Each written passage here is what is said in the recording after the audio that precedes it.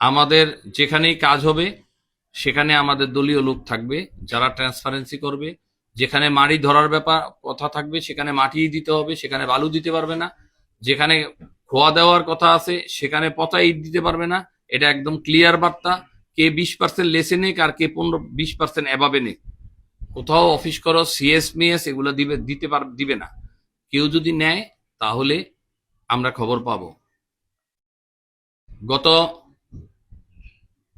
এটা বড় কথা না, মিজান চৌধুরী চাঁদপুরে থাকতো, কিন্তু আমি যত রাস্তাঘাট চিনি মিজান চৌধুরী এত রাস্তাঘাট চিনি না। এতে বুঝে নেন আপনারা যে আপনাদের যারা চাঁদপুরের সন্তান, আপনাদের সকলের বাড়ির খবর আমার জানা আছে।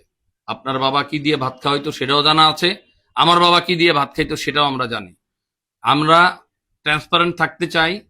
সংবাদপত্র সঠিক তথ্য যদি তুলে ধরে আমরা তার বিরুদ্ধে ব্যবস্থা নিব।